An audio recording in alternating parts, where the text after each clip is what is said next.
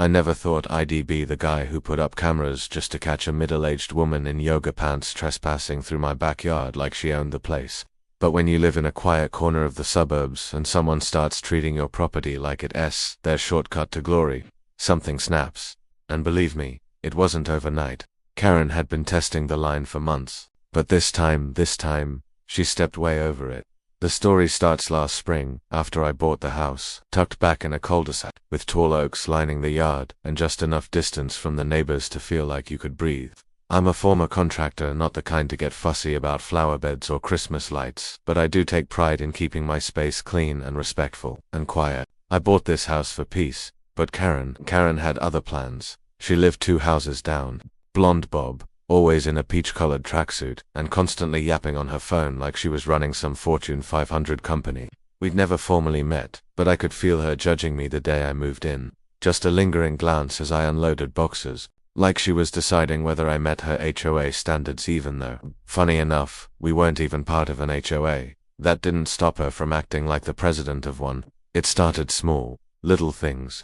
I'd catch her walking her dog across my lawn, leaving behind, you guessed it, gifts. I'd clean it up, whatever. Maybe she didn't notice. Then she started cutting through my yard to reach the back trail. I figured, okay, maybe it's just once or twice. But when I installed a small vegetable patch near the back fence, I found boot prints. My tomatoes were crushed, literally stepped on. So I did what any sane person would do. I asked her politely to stop.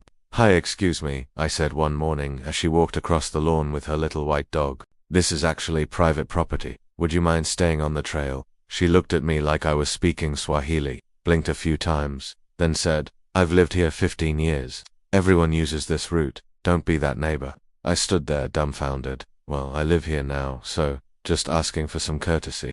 She gave a tight smile and kept walking. That night, I came home to find my garden hose uncoiled, my gate slightly ajar, and a notice, a handwritten note on my porch. It said, "This neighborhood has always shared space. Please don't ruin the vibe." I didn't know whether to laugh or call the cops, but I tried to let it go. For a while, things simmered down.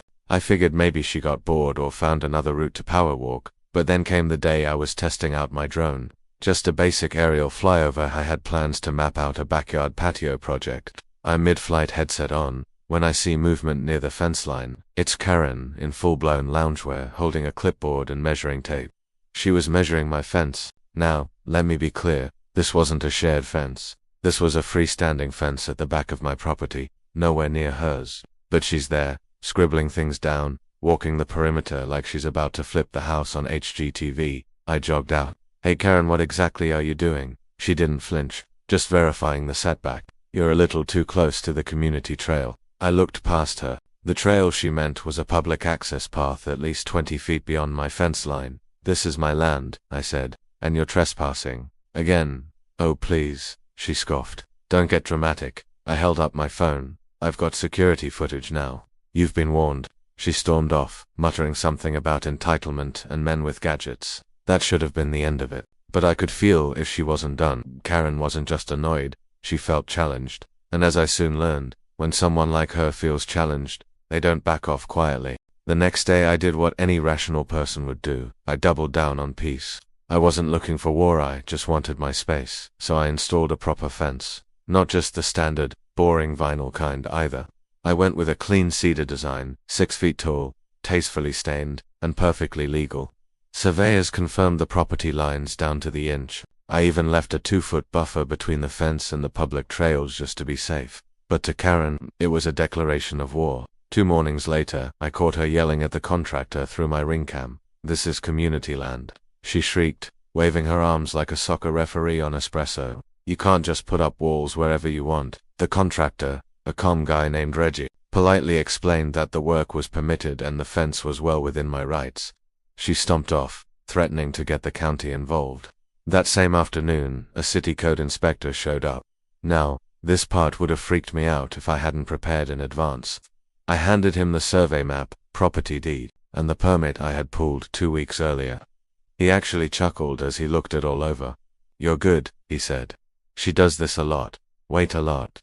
Apparently, Karen had a reputation not just among neighbors, but with city officials. She was known to file complaints on everything from porch paint colors to bird feeders blocking the air. One inspector even called her the HOA that never got elected. Still, that night I noticed something new. 3 of my solar lights were pulled up and tossed to the side of the fence. Just enough to be annoying, not enough for police to care. But it was clear, Karen wasn't done. If she couldn't win by law, she was going to start poking at the edges. I decided to push back, not with anger but with creativity. I made a few calls to an old buddy of mine who worked in set design.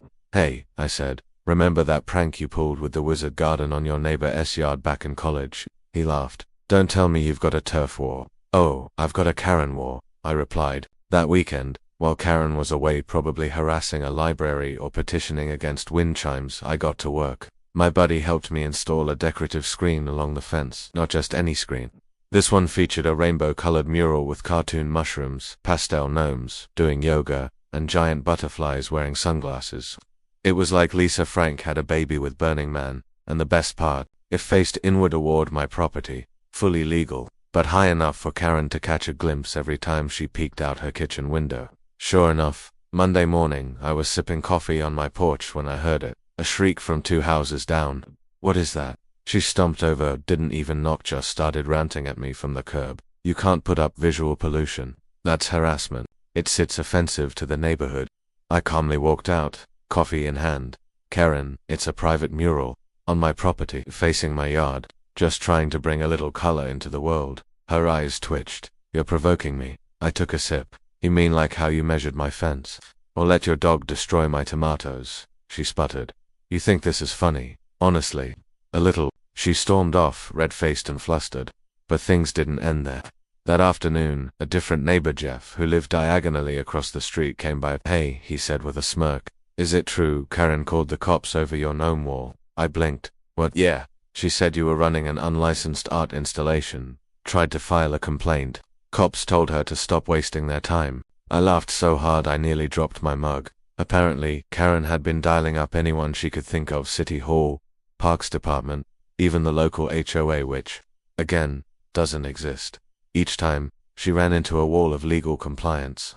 And I stayed calm, every time, because while she was busy reacting, I was planning something better. You know, it's funny how people like Karen think their voice is louder just because they re-louder. By now half the neighborhood had caught wind of her tantrum over my rainbow mural, but instead of rallying behind her like she hoped, people were laughing, not to her face. Of course, Karen had mastered the art of weaponizing community guilt, but behind closed doors, folks were starting to root for the underdog. That underdog, me and my psychedelic gnomes. But this wasn't over, because one morning I woke up and noticed something that made my blood pressure spike. A ladder leaning against my brand new cedar fence, right along the side closest to Karen's backyard. At first I thought maybe it was left by a landscaper, or even accidentally placed by one of the neighborhood kids. But the more I looked, the more deliberate it seemed. And sure enough, I checked the ring footage.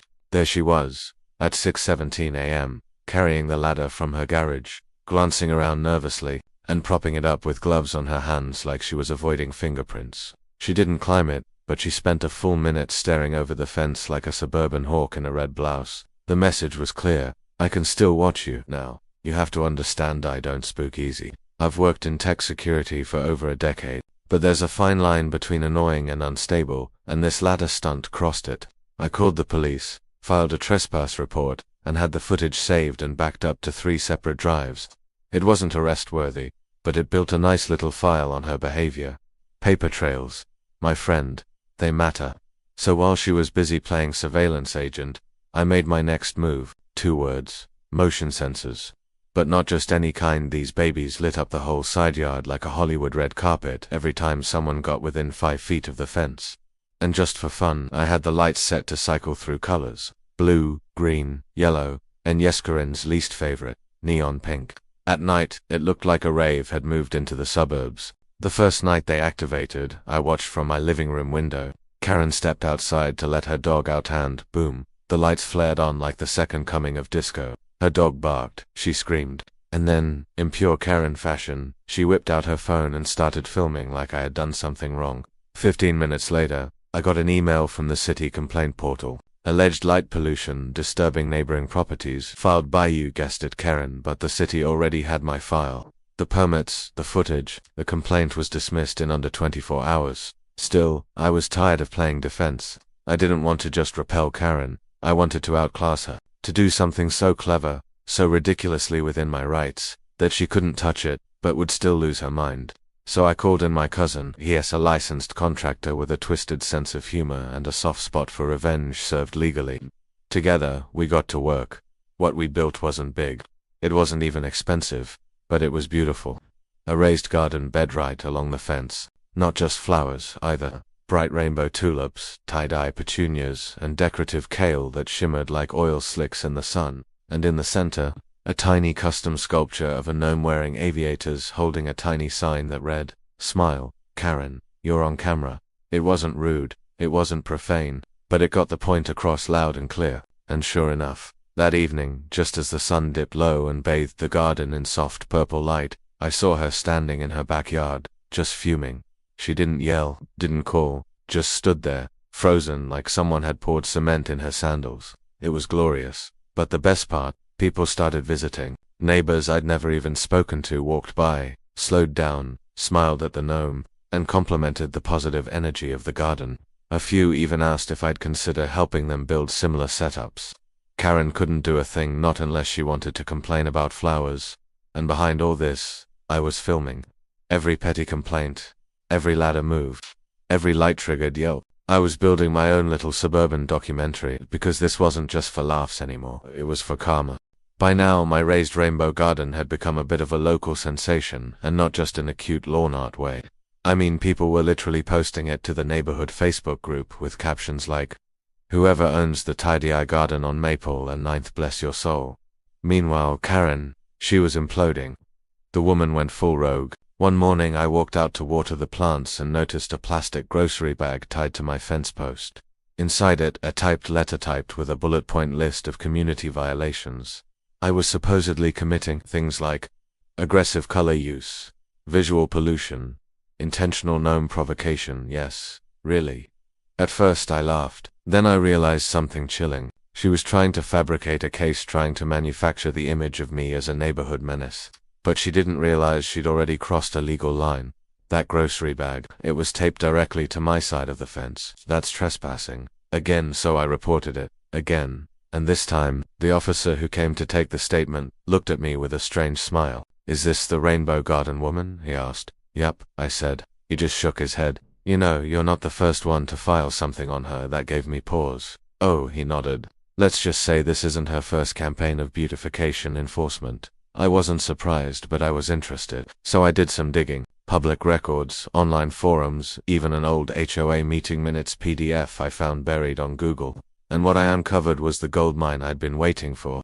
Karen had been booted from her last neighborhood HOA board for excessive and unauthorized enforcement attempts. Translation: she acted like a dictator and got dethroned, and guess what? She didn't own the property she was living in now. It was her sister's. Now this changed everything. See, all her threats, "I'll report you, I'll fine you, I'm on the board," were empty. She had no authority. So I took a calculated risk. The next week I installed something new. A small, tasteful security sign on my gate that read, "Smile, you're being recorded for your safety and ours. Property protected by 24/7 surveillance." It was legal, it was subtle, and it sent a message. That night my cameras picked up what I now consider the moment the tide officially turned.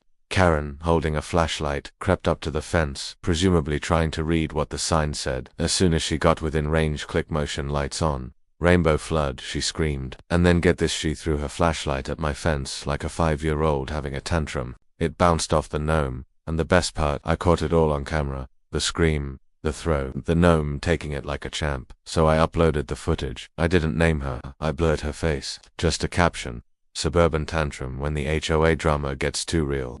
I posted it to a community subreddit under a throwaway account. It blew up, thousands of views. Dozens of comments saying things like, "That gnome deserves a medal. How is this woman not arrested? This is why I live off-grid." Karen didn't know I was behind it yet, but someone in the neighborhood must have connected the dots, because a few days later, I caught her arguing with her own sister on the front lawn. Something about ruining the family name, and I told you not to escalate. It was getting spicy. And just when I thought we were peaking, Karen made the ultimate mistake. She hopped the fence. In broad daylight, while I was home, camera on, doorbell recording, she walked straight into my backyard, yanked the gnome out of the soil, and snapped it in two. Then she looked up at my Ring camera dead in the lens and flipped it off. I didn't even need to call the police. They were already on their way. You see, after the flashlight incident, I'd asked for a neighborhood patrol alert to be issued. So when she crossed into my yard, they knew. She was arrested right there on my lawn, charged with criminal trespassing and property destruction. Her sister refused to bail her out, and as she was being walked to the cruiser, one of the officers turned to me and asked, "So what's the next step?" I just smiled. "Wait until you see what I build next." Karen's arrest lit up the neighborhood faster than 4th of July fireworks. Word spread like wildfire. My phone buzzed non-stop that night from neighbors I barely knew, all thanking me for finally standing up to her. Turns out I wasn't the only one she'd bullied. She'd been sneaking into other people's yards for years, moving trash bins, rearranging potted plants, even clipping people's rose bushes to standard. Everyone just tolerated it, or avoided her.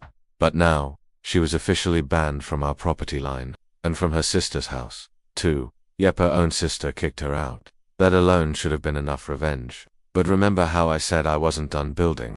Let me tell you about the final move. See, after all this drama, I realized something funny.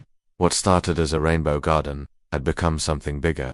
It wasn't just lawn art, it was a symbol. A declaration that people like Karen who think they can steamroll through others' lives, unchecked, don't always win. So, I decided to make that statement permanent. And I did it with a little help. I teamed up with a few local veterans, teachers, and even a couple of teens from the high school art club. Together, we transformed the front half of my yard into a public-facing art installation. Still private property, but open for people to view from the sidewalk. We called it the Peace Path, a winding brick trail bordered by vibrant flowers, hand-painted gnomes, donated by neighbors, and plaques engraved with quotes about tolerance, justice, and my personal favorite, mind your own grass. But the centerpiece, right in the middle of the yard, stood a restored version of the gnome Karen had destroyed. Same color, same expression, but bigger. And this time, it had a little plaque at its base that read, "In memory of those who fell in the line of decorative duty, never forget the gnome of 9th Street. Tour buses didn't show up or anything, but people did start stopping by. Kids would point from car windows, dog walkers smiled and snapped photos, even local news did a short segment, Rainbow Garden Sparks, Neighborhood Unity after HOA feud.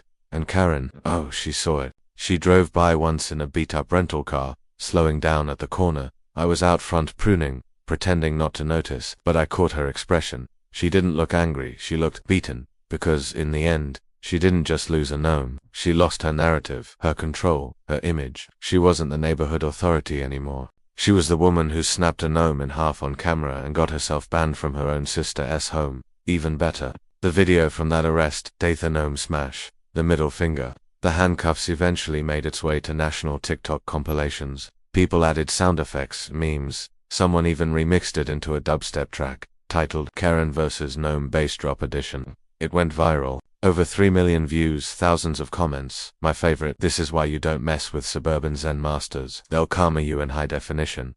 After that, Karen vanished. Some said she moved to another state. Others claimed she was staying with a cousin in Idaho, plotting her next HOA infiltration. Personally, I didn't care. What mattered was this. I reclaimed my space. Not with yelling or lawsuits, but with creativity, community, and just the right amount of color-coded vengeance. And the best part, the garden is still there. The gnome is still standing. The rainbow lights still shine every evening. Sometimes, when I'm sitting on the porch, sipping tea and watching people stroll by, I wonder if Karen ever sees those clips pop up online. If she recognizes the scream, the flashlight, the fence, and if she does, I hope she smiles, not out of pride, but maybe out of growth. Because the truth is, she didn't just help build a rainbow garden. She became the reason it exists. And in a weird, poetic twist, that might be the greatest karma of all.